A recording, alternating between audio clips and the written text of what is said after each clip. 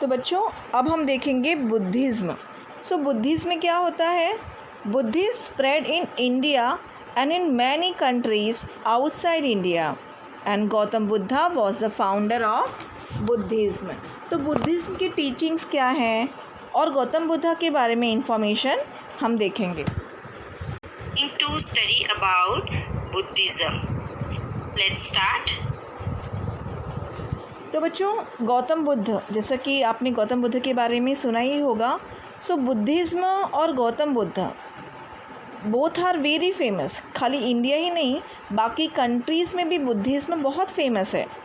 गौतम बुद्धा जो हैं 563 BC से 483 BC, इस बीच में गौतम बुद्धा का बॉर्न हुआ था। And Gautam Buddha was born at Lumbini in Nepal. आपको पता ही है नेपाल जो है अपना नेबरिंग कंट्री है। सो नेपाल में एक जगह है, जैसा कि आपको मैं मैप में दिखाती हूँ। सो नेपाल में लुम्बिनी नाम की जगह पे गौतम बुद्धा का जन्म हुआ था और वो एक रॉयल फैमिली में जन्मे थे। मीन्स वो प्रिंस थे। उनके फादर का नाम सुद्धबोधन था और माँ का नाम था माया देवी, जैसा कि आपको मैप में दिखाई पड़ रहा है वीडियो में। सो उनका बर्थ प्लेस क्या है? लुम्बिनी, जो कि नेपाल में है। फादर का नाम था उनके सुद्धबोधन, याद रखना है आपको, और मदर का नाम था Maya Devi. His birth name was Siddhartha. जब भी वो पैदा हुए थे उनका नाम था Siddhartha. And he had attain knowledge of human life in its entirely. उन्होंने मानव जीवन को लेके जो नॉलेज प्राप्त किया था वो इतना वास्ट था, इतना ज़्यादा नॉलेज प्राप्त किया था कि that is why he came to be known as the Buddha. Buddha का मतलब होता है, बुद्ध का मतलब होता है नॉलेज वाला पीपल, ऐसा पीपल जिसको बहुत नॉलेज हो। He wanted to know why there is sorrow and suffering in human life. उन्होंने जब देखा कि मानव जीवन में बहुत दुख हैं, बहुत तकलीफ़ें हैं, तो उन्हें लगा कि क्यों ये दुख और ये सॉरोज़, ये सफरिंग्स क्यों हैं। ही लेफ्ट हिज होम। उन्होंने अपना रॉयल परिवार छोड़ दिया। वो राजकुमार थे, उन्होंने सारे अपने जो कंफर्ट छोड़ दिए। And in pursuit of the answer to this question, इन क्वेश्चंस के आंसर की खोज में वो निकल गए। On Vaishakh Purnima he was sitting in deep meditation under a peepal tree at Uruvela near the city of Gaya in Bihar. Bihar में उर्वेला नाम की एक जगह है और वहाँ पे वो एक पीपल के ट्री के नीचे बैठ के ध्यान करने लगे। ठीक है, याद रखना आपको उर्वेला कहाँ पर है। It is in the city of Gaya in Bihar. So that is when he attain bodhi, उन्हें ज्ञान प्राप्त हुआ उस समय। Enlightenment or the highest knowledge. The tree is known as the bodhi tree, क्योंकि वहाँ पे उनको ज्ञान मिला था तो उस पीपल के ट्री को नाम मिला बोधि ट्री। उसको क्या बोला गया? बोधि ट्री, बोधि वृक्ष। And the place Uruvela is known as the Bodh Gaya, और उर्वेला को बोध गया के नाम से जानते हैं। He to preach dhamma, he preached in the people's language Pali. अब उस समय लोगों की भाषा, मोस्ट ऑफ लोग पाली समझते थे, तो उन्होंने अपने सारे उपदेश जो हैं वो कौन सी भाषा में दिए? पाली भाषा में दिए। ओके, तो इतना आपको समझ में आ गया रहेगा बच्चों कि उन्होंने अपने सारे जो टीचिंग्स थे वो किस में दिए? पाली भाषा में दिए। And in Buddhism the concept of taking refuge in Buddha Dhamma and Sangh is important. So it is known as the Triashram. The essence of the Dhamm he expounded is as follows. उनकी जो teachings हैं आर्य सत्य वगैरह वो अब हम लोग देखने वाले हैं। सो उनकी टीचिंग्स देखेंगे हम लोग। बुद्ध धम्म संघ is an important and it is known as Triashram.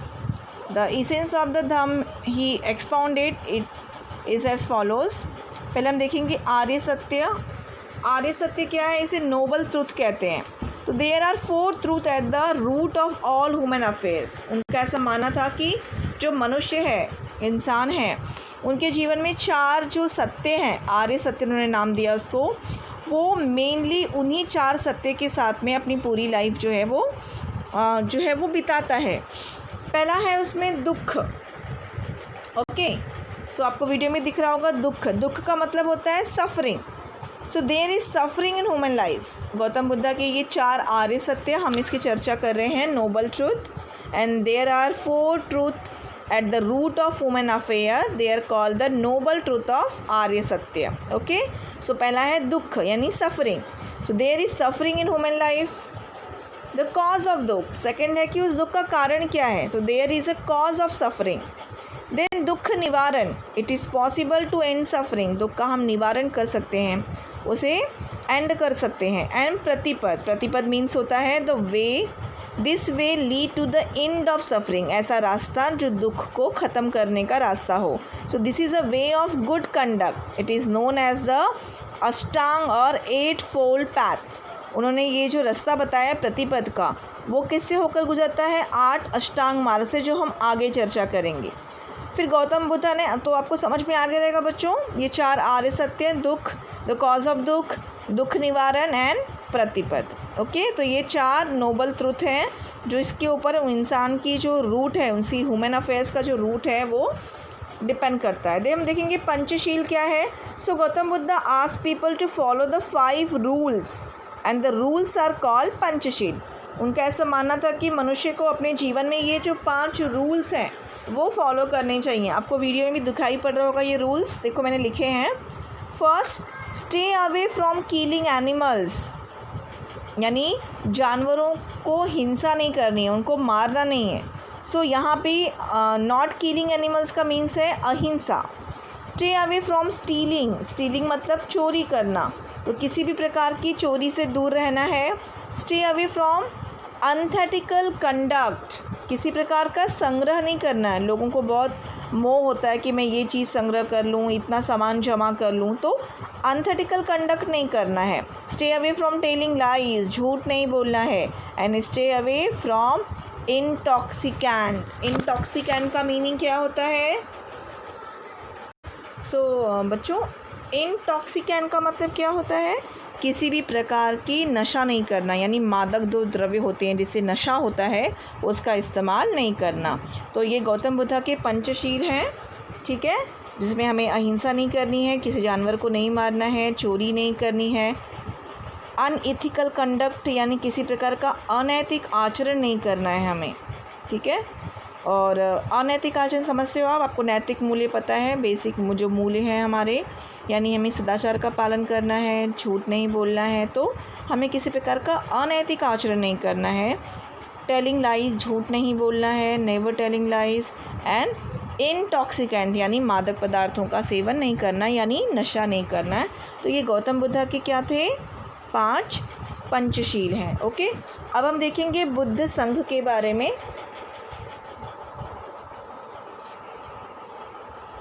Conduct.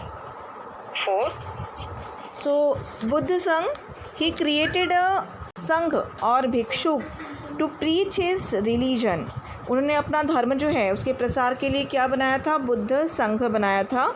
और उस बुद्ध संघ में जो है उसमें क्या होते थे? भिक्षुस होते थे. तो ही created a sangh of bhikshus to preach his religion. Followers who gave up their domestic life and entered the sangh were called bhikshu. भिक्षु किसे कहते हैं? तो जो उनके फॉलोवर होते थे, जिन लोगों ने अपना जीवन जो है लाइफ वो उन्होंने अपने धर्म के लिए समर्पित कर दी है, जो अपना निजी जीवन जो डोमेस्टिक लाइफ है वो छोड़ के आ जाते थे और वो संघ का कार्य करते थे, उनका धर्म प्रचार करते थे, बाकी लोगों को जो बुद्धिज़्म है वो समझाते थे. तो ऐसे लोगों को क्या कहते हैं? भिक्षुक कहते हैं. Okay, so they to travel on foot like the Buddha to teach dharma to the people. लोगों को धर्म समझाने के लिए, धर्म समझाने के लिए बुद्धा की तरह वो लोग भी बेयर फूट यानी बिना चप्पलों के ऐसे ही चला करते थे. There was a separate sangha of women and they are called bhikkhunis. Bhikkhunis को लेकर अलग संघ बनाया हुआ था जिसमें वुमेन्स होती थी, ठीक है. तो मेन को भिक्षु कहते हैं और वुमेन्स को भिक्षुनी कहते हैं. तो ऐसे भिक्षुक के भी संघ होते थे और भिक्षुनीस के भी संघ होते थे. People of all varnas and caste could embrace Buddhism. इसमें सबसे अच्छी बात ये थी कि वर्ण सिस्टम, जैसा उस समय आपको मैंने पहले ही बताया लेसन की शुरुआत में, कि हिंदू जो है रिलीजन है उसके अंदर बहुत ज़्यादा मात्रा में क्या आ गया था? कास्ट सिस्टम आ गया था, जाति प्रथा आ गई थी, वर्ण सिस्टम आ गया था. और उसकी वजह से क्या हो रहा था? लोग बहुत परेशान हो गए थे. सो गौतम बुद्ध ने जो बुद्धिज़्म बनाया उसके अंदर कोई भी ऐसा रिस्ट्रिक्शन नहीं था, उसमें सारे धर्म के लोग, सारे वर्णास के लोग जो हैं वो बुद्ध धर्म को अपना सकते थे, और ये इसकी सबसे अच्छी बात थी। ओके, सो आपको याद रखना है भिक्षुक यानी ऐसे लोग जो इस रिलीजन को लोगों तक पहुंचाने का काम करते थे, जिन्होंने अपनी डोमेस्टिक लाइफ छोड़ दी थी और संघ में प्रवेश किया था। ओके, अब हम देखेंगे इसकी teaching. So essence of his teachings, ठीक है। So Gautam Buddha announce the freedom of human intelligence. He refuse the discrimination based on thing like varna. उन्होंने हमेशा वर्ण को, जाति को रिफ्यूज़ किया था। सो हम उनके टीचिंग्स देखेंगे अभी। So Gautam Buddha announce the freedom of human intelligence. He discrimination to refuse the based on like varnas or thing. No one is greater or smaller by birth. उनका मानना था कोई से बड़ा या छोटा नहीं होता है। Greatness depend on one's behaviour or conduct. One of his famous quote in that even the little quail can chop freely in her nest. So ये जो उन्होंने कोटेशन दिया है, उनका क्या बोलना था कि एक छोटी सी जो चिड़िया होती है वो भी अपने घोंसले में आज़ाद होती है। इससे उनके बोलने का मतलब क्या था कि हर कोई जो है वो सेम होता है। कोई जन्म लेने तक, किसी ने शूद्र वर्ण में जन्म ले लिया है तो वो छोटा नहीं है, किसी ने छोटी जात में जन्म ले लिया है तो वो छोटा नहीं होता है। इंसान बर्थ से छोटा या बड़ा नहीं होता है, वो ग्रेट होता है उसके बिहेवियर से, उसके कंडक्ट से। तो उन्होंने क्या कहा था कि little quail can chop freely in her nest. तो this show his thinking on the value of freedom and equality. He preach that like man women too had the right to their own upliftment. उनका मानना था कि सिर्फ man को ही नहीं, आदमी को ही नहीं, बल्कि वुमेन्स को भी अपनी विकास करने का, अपलिफ्टमेंट का चांस मिलना चाहिए। ही अपोज द रिचुअल्स ऑफ याजना। उन्होंने याजना की जो एकदम स्ट्रिक्ट जो रिचुअल्स थी उसका विरोध किया। He is teaching of wisdom. उन्हें किसकी टीचिंग दी थी? ही टीचिंग ऑन विजडम यानी प्रजन, मॉरल वर्चूज़ यानी शील। उन्होंने शील के ऊपर, बुद्धिमत्ता के ऊपर and other value are aimed are the welfare of man. इसके ऊपर उन्होंने काफ़ी ज़ोर दिया था। कंपैशन यानी करुणा for all living beings was an extraordinary feature of his personality. So Gautam Buddha की जो लाइफ थी उसमें सबसे ज़्यादा उन्होंने किसके ऊपर ध्यान दिया था? करुणा। उनका ऐसा मानना था कि कंपैशन, करुणा for all living being was an extraordinary feature. So ये उनका एक्स्ट्रा ऑर्डनरी फीचर था गौतम बुद्धा का कि वो करुणा को मानते थे। करुणा मतलब लोगों के ऊपर दया भाव रखना, करुणा रखना, ठीक है। And the tolerance preached by Gautam Buddha is a guiding principle not only for the Indian society but for all the mankind even today. उनका जो टॉलरेंस था, सहिष्णुता थी, उनका जो लोगों के लिए नम्रता थी, जो करुणा थी, और वो गाइड करती है हमें न केवल इंडियन सोसाइटी को, बाकी जितने भी मैनकाइंड हैं, मनुष्य हैं, उन सभी के लिए वो एक बहुत बड़ी प्रेरणा है। ओके, सो अब हम देखेंगे लोकायत। लोकायत क्या होती है? So the ancient trend of thought known as Lokayata or Charvaka. Okay, सो लोकायत को हम समझे, इसके पहले हम समझ लेते हैं अष्टांग मार्ग को। मैंने पहले ही आपसे बात की थी कि अष्टांग 8 फोल्ड पैथ, ये क्या होता है? ओके, सो 8 फोल्ड पैथ ये अष्टांग मार्ग है। और जब हमने पहले ही शुरुआत में पढ़ा था कि आर्य सत्य, नोबल ट्रुथ, तो वो जो नोबल ट्रुथ से, वो नोबल ट्रुथ जो है उससे जो सफ़रिंग है उससे निपटने के लिए, उस नोबल ट्रुथ को समझने के लिए हमें ये 8 फोल्ड पैथ जो हैं उसका सहारा लेना होगा, हमें इसे समझना होगा। इसी अष्टांग मार्ग पे चल के सारी सफ़रिंग्स और दुख ख़त्म होते हैं। तो ये अष्टांग मार्ग क्या है? First one is right view, the knowledge of the 4 noble truth. Right view का मतलब जो हमने 4 नोबल ट्रूथ पढ़े पहले, उसकी हमें नॉलेज होनी चाहिए। राइट रिसॉल्व, गिविंग अप यानी क्रूएल्टी एक्सेट्रा, हमें क्या करना है? गिविंग अप करना है, जो बुरी चीज़ें हैं उसको छोड़ना है। राइट स्पीच, हमें सही भाषण देना है। राइट का मतलब यहाँ पे है balance speech. So refrain from telling lies, झूठ नहीं बोलना है। टेलिंग टेल्स, रूड, हार्श, किसी को कठिन वाक्य बोलना, किसी को डांट देना, हार्शली बोलना। मीनिंगलेस स्पीच, अनर्गल बोलना, मतलब जो उसका कोई मीनिंग नहीं है ऐसी चीज़ें बोलना। तो हमें बैलेंस होके बोलना चाहिए। Right conduct, stay away from killing animals, हमें अपना आचरण जो है, अपना जो कंडक्ट है, जो व्यवहार है वो अच्छा रखना चाहिए। हमें एनिमल्स को किल नहीं करना है, चोरी नहीं करनी है, अनकंट्रोल बिहेवियर रखना है अपना, ठीक है।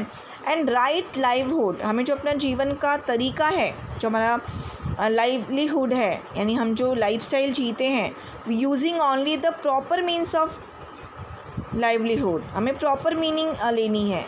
हमें बहुत लेविश लाइफ नहीं जीनी है, हमें अपनी इच्छाओं का त्याग करना है और एक बैलेंस लाइफ स्टाइल जीनी है।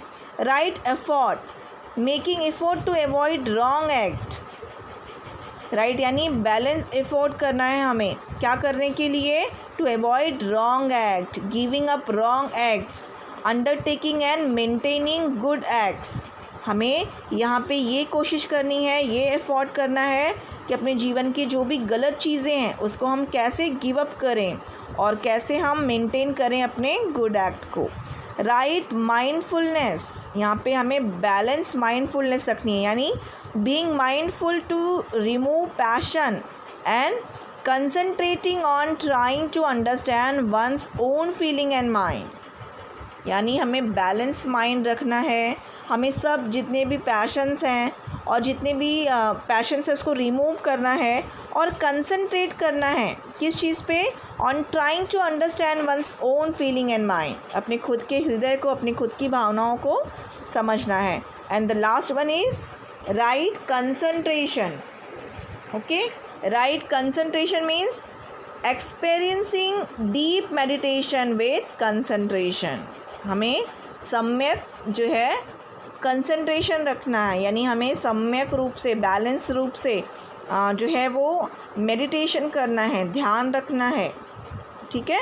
तो ये 8 फोल्ड ऑफ पैथ हैं जो हमें क्या सिखाते हैं कि जो नोबल ट्रुथ है वो नोबल ट्रुथ से हमें जो रास्ता मिले, यानी जो हमारा प्रतिपद है, लास्ट जो हमने पढ़ा था नोबल ट्रुथ में प्रतिपद, तो प्रतिपद में हमें एक वे बताया था और दिस वे इज़ अष्टांग मार्ग, 8 fold path. Right view, right resolve, right speech, right conduct, right livelihood, right effort, right mindfulness and right concentration. तो हम इन 8 मार्ग पे चल के क्या कर सकते हैं? चारों जो नोबल ट्रूथ हैं, जो दुख हैं, सफरिंग्स हैं, उससे हम अपने आप को दूर रख सकते हैं, ठीक है। तो आपको समझ में आ गया रहेगा ये।